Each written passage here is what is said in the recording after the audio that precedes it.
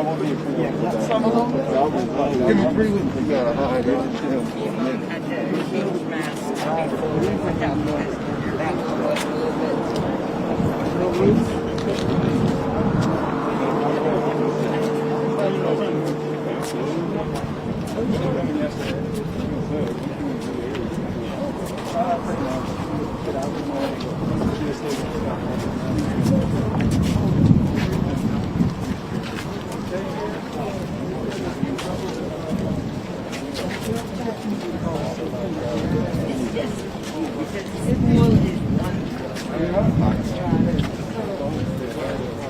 But I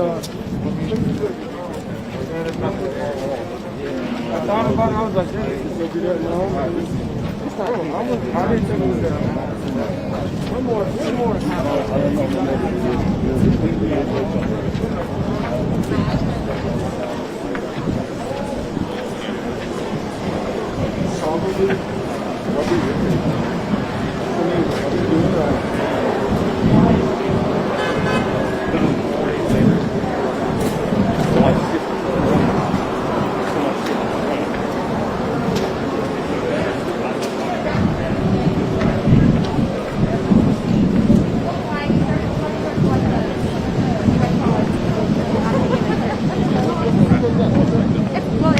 That's the brand. It's the seltzers. The White Claw's the brand. You don't get it.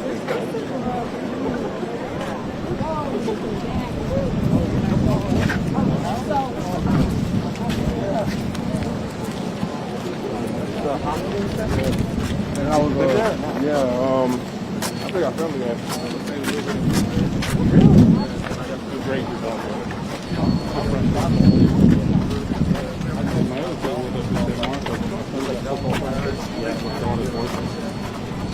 It teaches question where.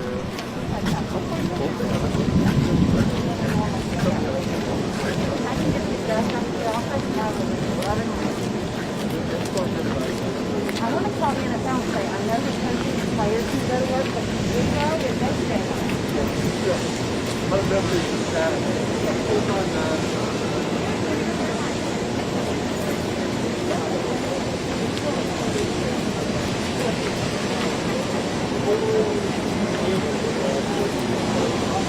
He sucked.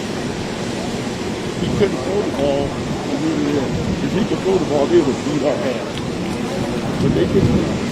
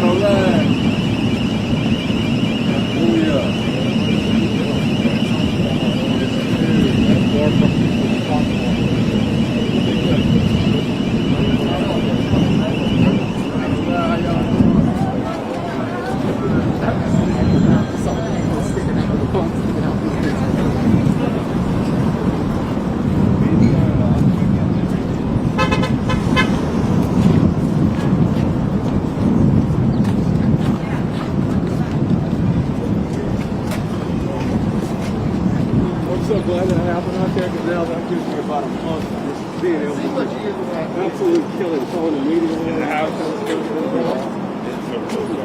Can't wait.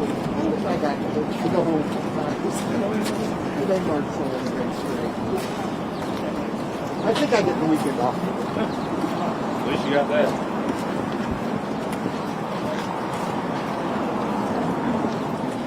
But from here, I'm supposed to go to a 10 o'clock protest on North Main Street. At least it's close. Yeah, but then they say, can you put up a quick gallery for this? It's like, no, not if you want both of them. You make the call, or whatever. I'm going to take it in the summer.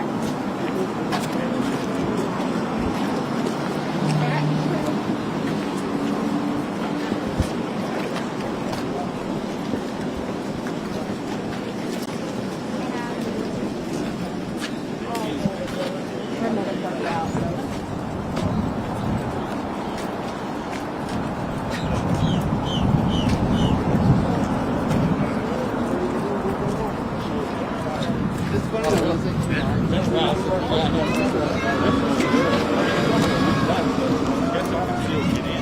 Yeah, so but we're not going there. It's not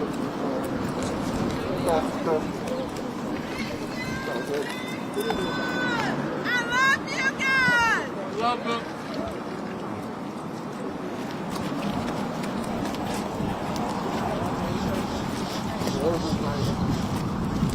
I'm trying to get opportunities coming down right now. So he's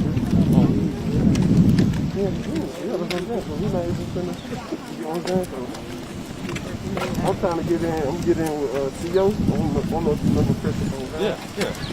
I'm gonna get in with him.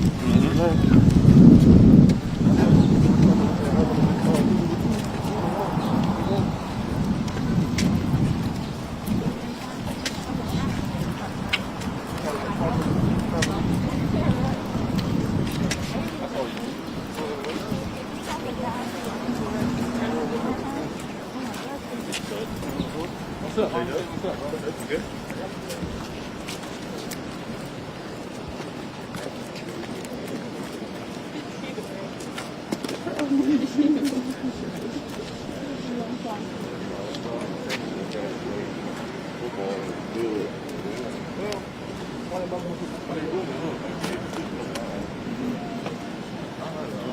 Tell me what you want to do. All right? Yep. Seriously.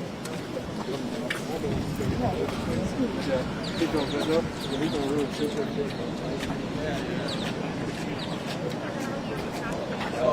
Not a good look. My dad in Chicago, my mother, she was like, even my parents together, she was No, before they built that. she worked in corporate America. She worked for House School of Medicine in Atlanta.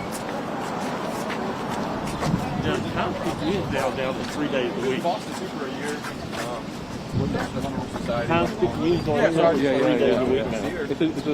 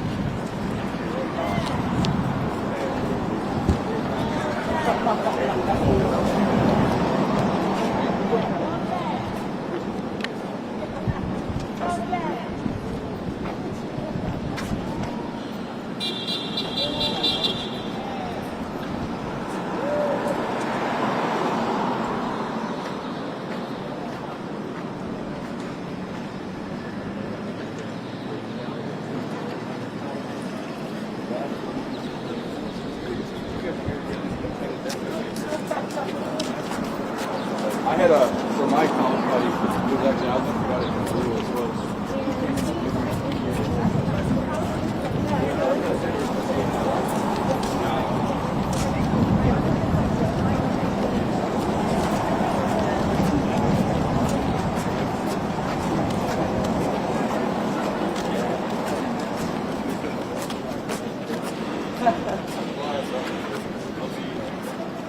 And then when I was a coach, we did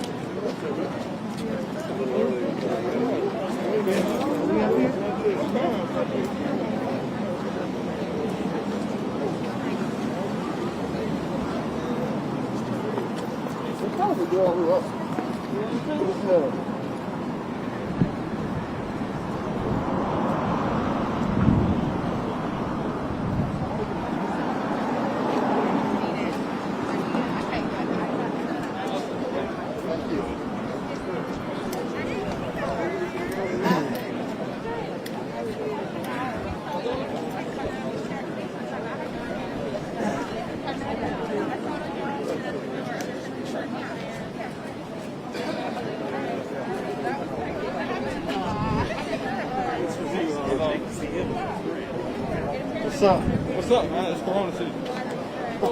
What's up? Zach, that's J-Dub, Jared Wilson, that's Luke. What's up? Lindsay, Y'all, you got my number? Y'all know my number? Jared Wilson.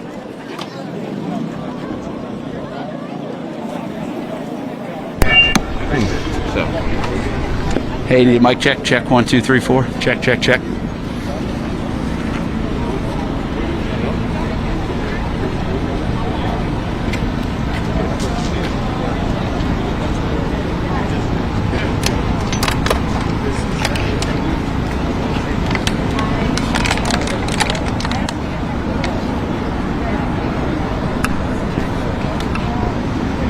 Okay. Cut in.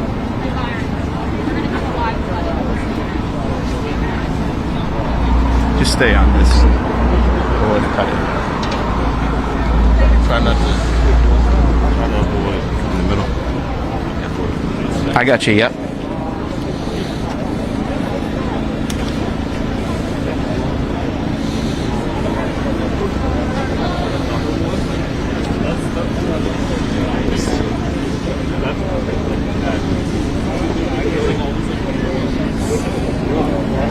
Welcome, everyone. We're following breaking news as the Jaguars coaches and staff are marching from TIAA Bank Field to the sheriff's office. They're right along Bay Street right now, and they also have Black Lives Matters t-shirts on while they're doing that march. That's right, silently, pretty much walking the last 30 minutes or so. They've been organizing over the last hour. We've brought it to you live. We want to go out to Action News Sports.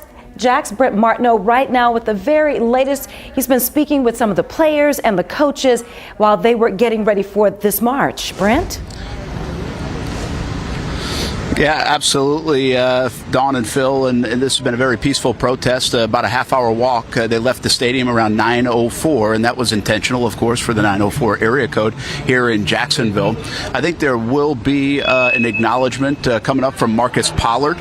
He's a former NFL player, works with the Jaguars as a player liaison, and he's going to address the crowd as the players and staff members and coaches and some of their families are here on the steps of the Jacksonville Sheriff's Office. Very peaceful. In fact, there were JSO officers along the way to make sure it stayed peaceful. There were also citizens out and that saw the protest or heard about it and gave their encouragement. There were folks at the top of parking garages that looked down and also gave their encouragement. So very peaceful, very well received. And Marcus Pollard right now is addressing the crowd. We heard from Pro Bowl wide receiver DJ Chark. Josh Allen, second-year player, is also here, Jawan Taylor.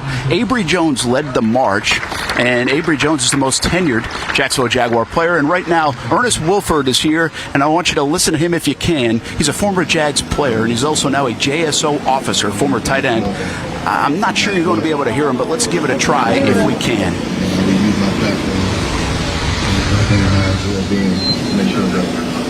I'm going to try to move a little closer.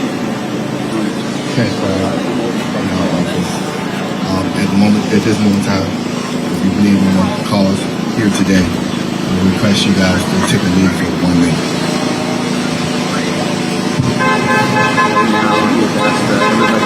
If everybody would take a knee for 1 minute.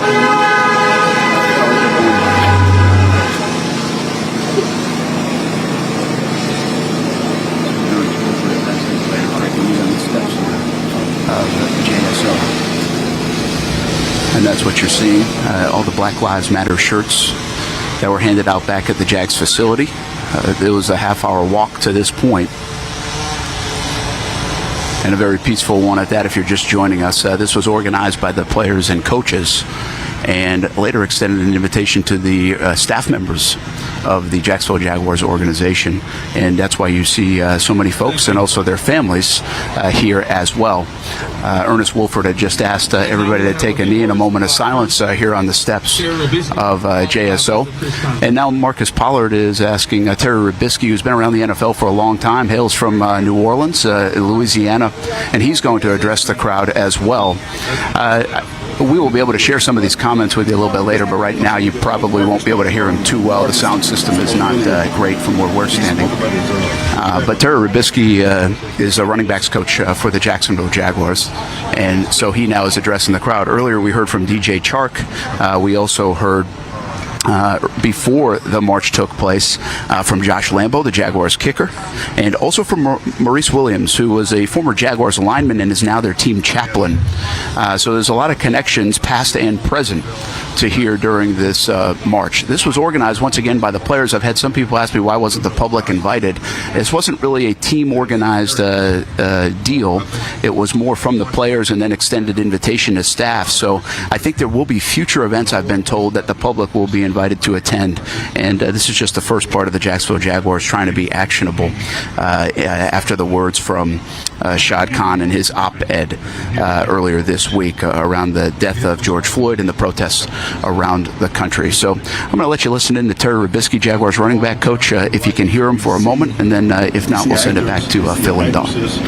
We see athletes, we see people all the time as an individual make a statement. We see some big name actors step out front and get arrested for what they believe in because they want to make a statement. We see LeBron James say things. We see Floyd Mayweather say things. This is the first time I can tell you guys in my lifetime I felt the organization.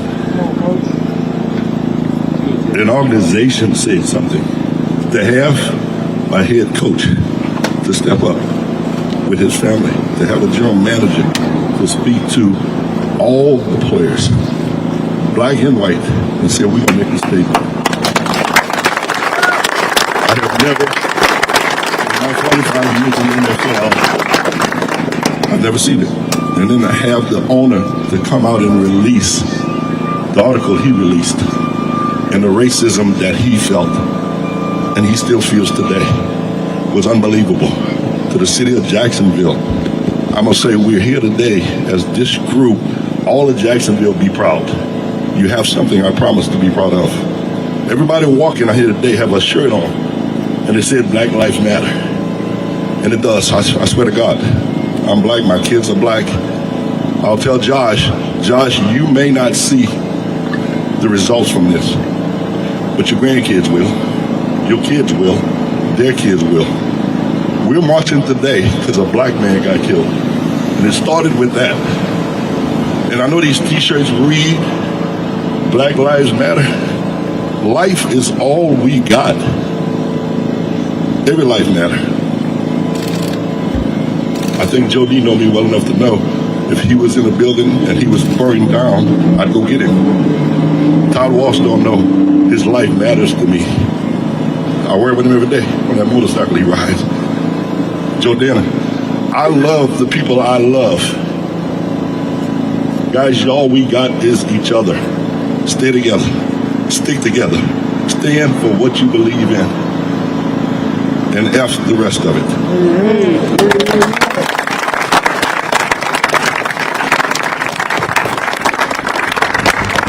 That right there's Terry Robisky, guys, Jaguars running back coach, and now you're going to hear from Chris Conley, Jaguars wide receiver, right now. I'm going to try to keep this as short as I can. There's a wealth of a welling up of emotions that has swept over me the past week. I'm just going to do my best to keep things short, but I had to write it down because I didn't want to get up here and just have all that emotion overflow. But watching the events that have happened with Ahmaud Arbery, and starting with Ahmaud Arbery, the video when it got released, I sat in my house upstairs in my office and I just began to cry because I saw someone who looked like me, someone who looked like my brother, someone who looked like my friends get shot down and fall on the street like an animal. And that hurt me because I've seen it time and time again. And so forgive me if I'm long-winded, but I'm gonna get through this.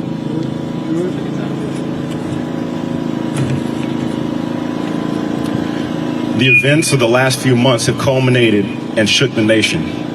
For many, opening their eyes to something the marginalized have pointed out the whole time. What I and others know is that these atrocities have been foreshadowed. They have been allowed to manifest because of years of systemic indoctrination and oppression. I urge you today, brothers and sisters, to know this history.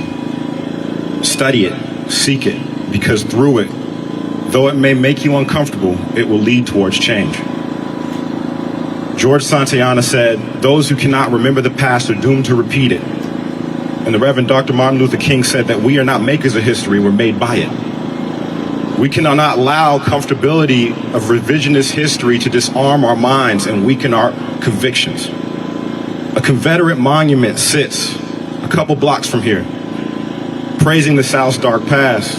Our revisionist history would tell us that it's there to honor men fighting for states' rights. But true history would tell us that in the Cornerstone Address, Alexander Stephens said that our states are built on the fact that the Negro is inferior, and slavery and subordination is his normal and natural state. That's true history. This monument sits a block from where the Axe Handle Saturday happened in Jacksonville. A block from it, reminding people in this city of what's happened to them.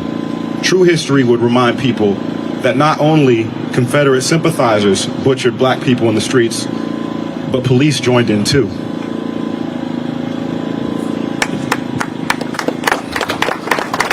Revisionist history is what allows us to believe that systemic racism isn't real, or that racism isn't of itself is only isolated incidents, not instilled by government-backed segregation, not instilled by a history of bias and policing.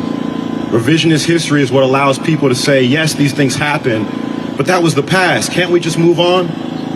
Richard Rothstein said, "Let bygones be bygones" isn't a legitimate wish if we wish to call ourselves a constitutional democracy. Protests like this one and peaceful protests across the country are fighting for our Constitution. They're fighting for our democracy. So I plead that everyone out there would get out and they would demonstrate, they would do it peacefully. And to those people who are trying to detract from this movement, who are trying to add on and instill hate and riots, we won't let you hijack this moment. We won't let you do it. Fighting for inequality. Fighting inequality that allows 20% longer sentences on average for African American men. Fighting inequality that allows black adolescents to be 18 times more likely to be charged as adults. Everybody look around at the kids here, man. A black adolescent is 18 times more likely to be charged and convicted as an adult. That's what we're fighting today. We're fighting inequality that would allow this league to marginalize and to leave players in 2016 when they stood up and said that there was a problem. That's what we're here to fight today. That's what you're all here for today. Today we say no more. Today we see a nation that can't await change, a city that won't sit still or be quiet. Today I'm surrounded by brothers and sisters of every color who've rallied together to echo the cries of George Floyd, to echo the cries of Breonna Taylor, to echo the cries of Ahmaud Arbery, and the countless others like them. Today we're encouraged. Today we're emboldened. Today we know that that change will come. Today I'm surrounded by you, and I pray for you that you would abound in love and knowledge and deep insight, like Philippians 1:9 says. This is a marathon and not a sprint. Every woman and child and man can sustain this for more than just a moment and make sure that this is a movement. Right now, I challenge all of you to learn this history, to learn our country's true history, not so that it makes you comfortable, but so that you can be empowered to go out and make true change. So that you can go out and, as they say, you can beat them at the ballot. So that you can weaponize the voters in this city to get people who will truly represent each and every one of us. Voters can do this right now. Movements like this can do this right now. I want to say thank you. I want to say thank you to my black brothers and sisters who are out here. I want to say thank you to my white brothers and sisters who are out here. I want to say thank you to every single child who is out here, younger person who is out here, because you're seeing an example of what the future can be. You're seeing an example of a future that's fighting for you. For you. Right now, I'm fighting for you. When I saw that video, I saw you. I saw you. I saw all you. Thank you to all of you. This is only the beginning. Don't let people rile you up. Don't let people tell you that you're not worth it. When they say Black Lives Matter, they're saying Black Lives Matter because they're hurt right now. We're not saying they matter more. And everyone here, I hope everyone here knows that. But let's show it. This is only the beginning here in Jacksonville. Let's make sure that we maintain this momentum so it's not a movement, and this is a movement. Thank you.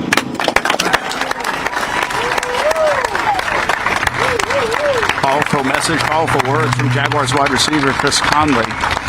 And Marcus Pollard, the Jaguars player liaison, has been kind of emceeing this event from the steps of JSO. Here he is again. For some outstanding words. At this time, we're going to proceed back to the stadium so we can get our coaches and players to lead the way back. And then once we arrive at the stadium, we'll go back to the statue where Coach Marone will address the group once again. Thank you guys again for coming. We appreciate it. We're going to start walking back that direction now. That is Marcus Pollard, and obviously the Jaguars and their staff and their coaches on the steps here at JSO have made the march from team headquarters. And you heard some very emotional and powerful statements while here on the steps at JSO from Terry Revitsky, Jaguars running back coach, who has been around the NFL for a long time and praised the Jaguars organization for what they've done to be able to put this together. How Doug Marone and the players led this charge as well. And then Chris Conley, who we have seen eloquent before on the football field and talking about football. Very eloquent here and powerful message that he shared with everybody else right here in downtown Jacksonville. So right now the march is going to head back to team headquarters, TIAA Bank Field.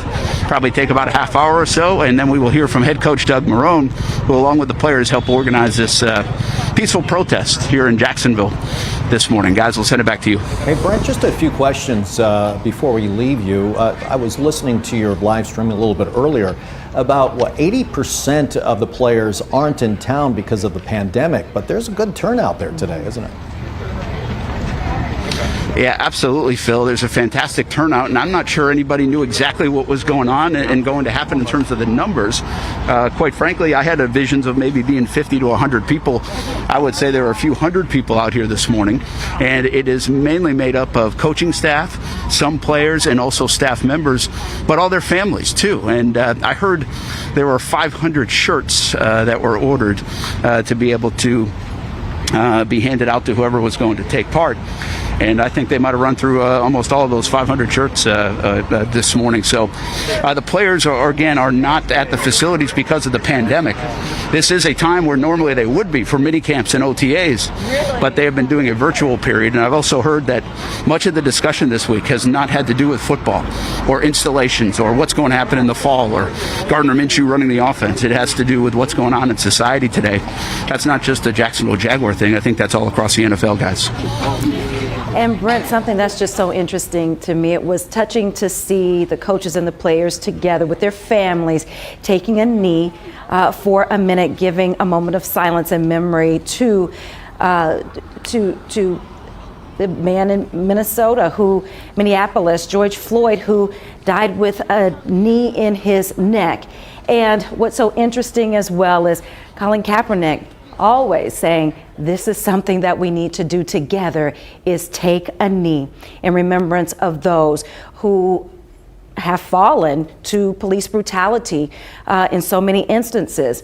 And now we have Shad Khan coming out and saying earlier this week that there has to be unity among all people, that we have to stand together, and it's supposed to be justice for all, not just justice for some.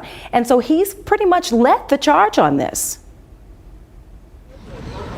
Absolutely. Shad Khan's op-ed was very powerful, and I think there are so many people that responded to that. That was not just a Jacksonville reaction. I think across the country that was shared. The NFL as a powerful shield and a powerful platform, and Shad Khan used it. And there have been powerful statements by different sports organizations, but Shad Khan is the only minority owner in the NFL, as the epitome of the American dream, coming over from Pakistan and sharing his thoughts on racism and inequalities and social injustice was definitely a powerful moment throughout the last week or so. But he also said that we need to turn these words into actions. And I think this is the first step for this Jaguars organization to take some action. Now, Shad Khan is not here at this event. He wanted to be, I've been told, but he is up in the Midwest as they are reopening some of his bumper businesses, Flex and Gate, and some of the factories coming off the pandemic up in the Midwest. So I've been told he wanted to be here, but is not here. Obviously, head coach Doug Marrone is here. And I want to just reiterate something you said about the powerful moment with kneeling down on the steps here at Jacksonville Sheriff's Office. And yes, I think it does kind of correlate and relate to the message that Colin Kaepernick was trying to portray years ago. But I also think very powerful about it was that the Jaguars people and players and staff were next to Ernest Wilford, who now wears a JSO uniform. He's a member of the Jacksonville Sheriff's Office. He used to play football in the NFL. He used to play for this franchise as a tight end. And so pretty powerful moment there on the steps of the Jacksonville Sheriff's Office with Ernest Wilford marching with the Jaguars and taking a knee on the steps of JSO. And Brent, for those who would like to hear the statement that Shad Khan made, we have it on our social media platforms. You can go to Facebook. Many people are watching us on Facebook and watching this march live as we speak. And so if you scroll down, you'll see that message from Shad Khan. But also Leonard Fournette says that he wants to have a march sometime next week. Yeah, absolutely. You've seen other players say things, and Leonard Fournette has always been instrumental in community, from New Orleans all the way here to Jacksonville. Now, he's had his issues on the field and sometimes even off the field, but he is a big member of the community wherever he lives, and he has said on social media that he wants to organize a peaceful protest next week. We don't know the details on that.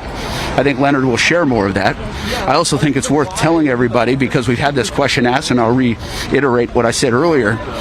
The public wasn't really invited to this march, but I think that was in main part because the players and coaches organized this event. This wasn't something that, if you will, came from the top down of the organization where they were going to spread the word over a couple of days period.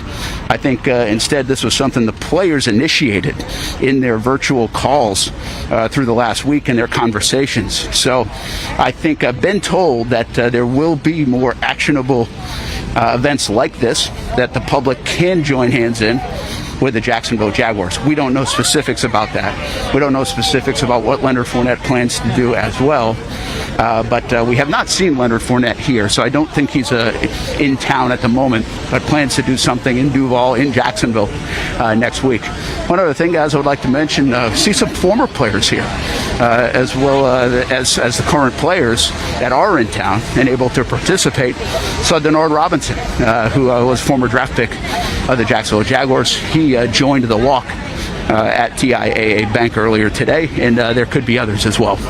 Yeah, Brent, I want to say, too, you're doing a great job talking with us as you're walking there, because I know it's probably about a mile or so, maybe a little over a mile between TIAA Bank Field and over to Maxwell House and then back there. But we understand when, I think you were mentioning, or one of the players mentioned that as soon as they get back to TIAA Bank Field, possibly Doug Marrone will be talking as well. Absolutely, and Doug Marrone, I think, is an important part of this. Earlier this week, we shared a tweet made by a former player, and I don't think this got a lot of publicity. We did share it on Action Sports Jacks on CBS 47 and Fox 30. We also talked about it on our radio show on ESPN 690, 3 to 6, Monday through Friday. And Peyton Thompson, a former player, addressed, I think this was on Monday, tweeted that he was told by members of the organization like Tom Coughlin and Doug Marrone, and he actually called them by name in 2017, that they could not kneel in protest in London. And Shad Khan stepped in and said he wanted to unite with the players. And if you remember correctly, that highly controversial protest before the London game for the Jacksonville Jaguars, Shad Khan interlocked arms with Doug Marrone and Telvin Smith, Mercedes Lewis, and Brandon Linder. And about a dozen players did kneel, including Calais Campbell and Jalen Ramsey and Leonard Fournette.